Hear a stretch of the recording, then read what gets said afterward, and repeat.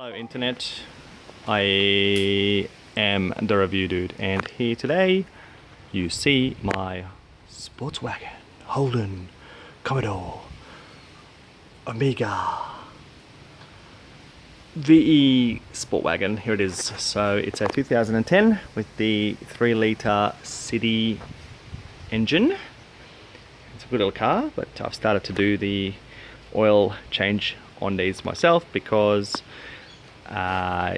it's getting a little bit expensive and I'll have to save a couple of $100. So here we go. So it's very similar. There's a great video. I'm going to put in the description a video of one that I found with this dude. I think, what's his name?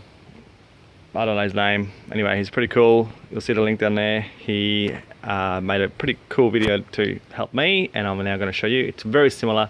The only thing that's really different on this particular one is the engine cover is a 1-piece, not a 2-piece, and it's a cartridge filter. You can see just here. Okay, you can just right there. That's the one there. So this little wire here is in the way, but I'll move that out of the way, and then you can get to the little cartridge filter up the top. This is my first car that has a cartridge filter like this. So there it is. Here is the filter. You're looking for the R2605P. P for piss easy. I don't know, whatever. It's going to be a lot easier. You don't have to go underneath the car to sort of screw it in, get all oily. You just take that out and yep, put that in, and it's a piece of cake. Alright, another thing to note is under the car here you have this lovely little bash plate there, and you're going to have to remove those bolts there. There's 4 of them to get to the drain plug screw thingy. So yeah, it's a little bit harder than it has been in the past. Would have been easy obviously on a hoist, but just for a home job that's going to make things a little bit more time consuming, but you know, it does a good job obviously. A few scrapes on it, but not too bad. Now a little bit of a health warning. I'm using the jack to change a tire. There's the jack that comes from the back. It actually says on the jack, do not do this for maintenance, only for changing a tire.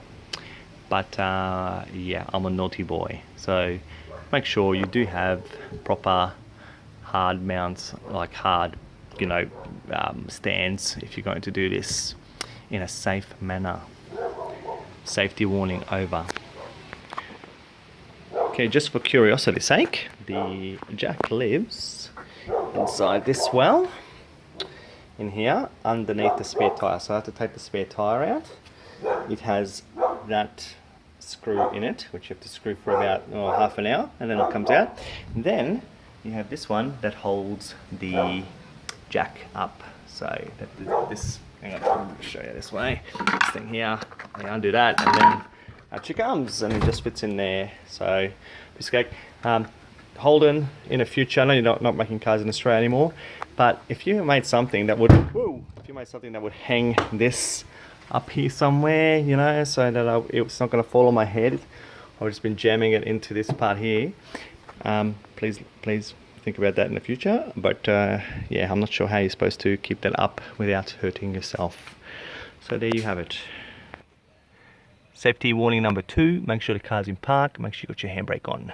Park, handbrake, park, handbrake, park, handbrake. Car should not roll while you're underneath playing in the car.